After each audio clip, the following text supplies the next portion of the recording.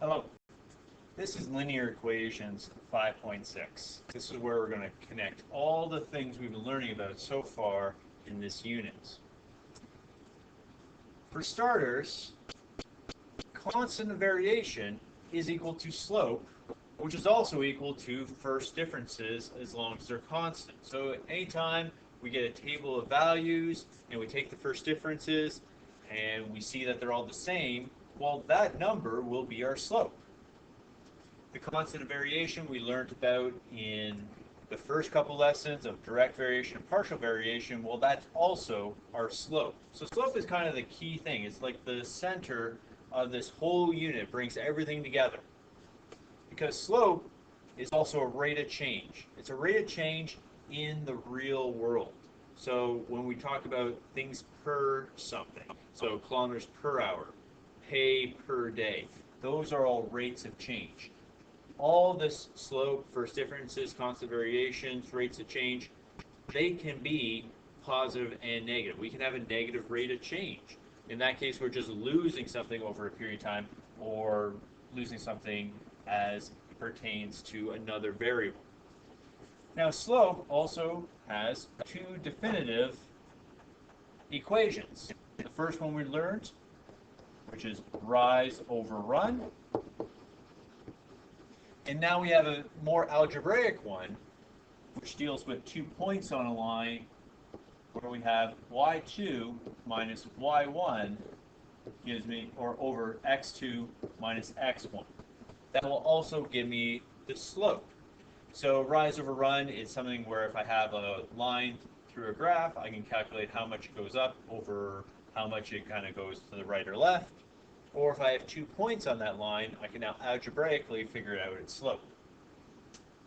We also talked briefly about the line equation, this y equals mx plus b, where m is my slope, constant of variation, or my constant first differences, my rate of change. That's what my slope is. That's what my m is. And it's going right in front of my variable x, or my independent variable.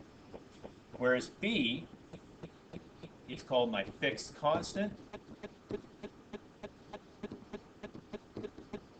And that can be like what I start off the day making. So I make $9 just stepping up, and then I make $3 or $4 or $5, $6, $10, however much after that. Or like in a cab, $4 to get in a cab, and it's another 25 cents after that. Now this fixed constant, it can also be what's known as the y-intercept, or where my line meets my y-axis. That's what the y-intercept is. So I'll have an axis like this, and let's say my line comes in like this, and the spot that it meets right here, that's my y-intercept. So if my line goes like that, and this is my y-intercept, it meets it, say, like at y equals 4. So it'd be 0, 4. So that's my y-intercept, my fixed constant. So that all goes together. So let's take a look at one really quick example. Bill makes $3 plus $2 for every sale he makes. So right off the bat, he makes $3 and then $2 for every other sale he makes in a day. Now I want to describe this using an equation and a table of values and a graph. So I'm trying to describe it the 3 ways that we know how to do. So let's take our table of values first. I have x values, I have y values. I know right away, before he does anything, at 0, he's going to make $3. And then he's going to make an additional $2. So 3 plus 2 is 5. 2, that's 2 times 2 is 4, plus 3 is 7. And I have 3, 3 times 2 is 6, plus 3 is 9. And then 4, 4 times 2 is 8, plus 3, 11. Now if I take a look at this, I'll notice that my first differences here is 2, 2, 2, 2. So this is telling me 2 things. it's a line, it's a linear equation because they're all the same, it's all constant, and that line has a slope of 2. So slope equal to 2. Great.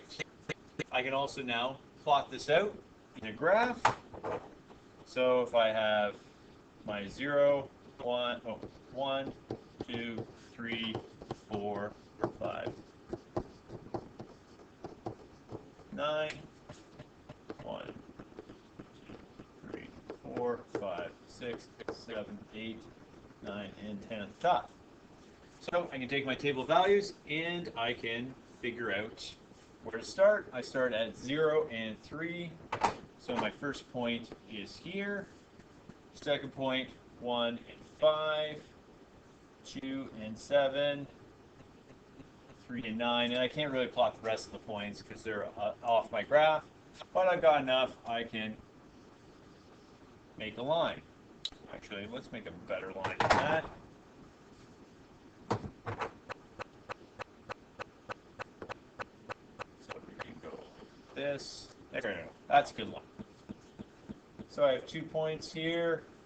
I can figure out, see if my slope is actually correct. Use my slope equation.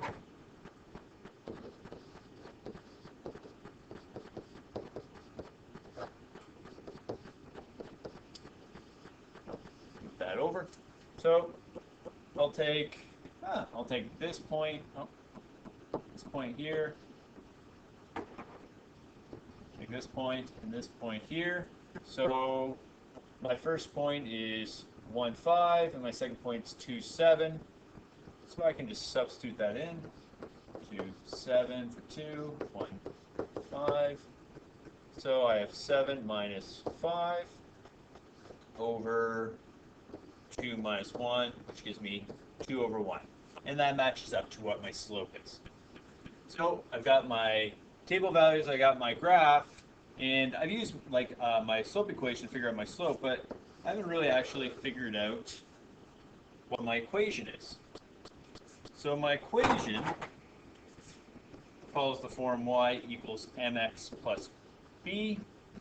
So my slope, I know that, it's 2x, and the b is actually right here.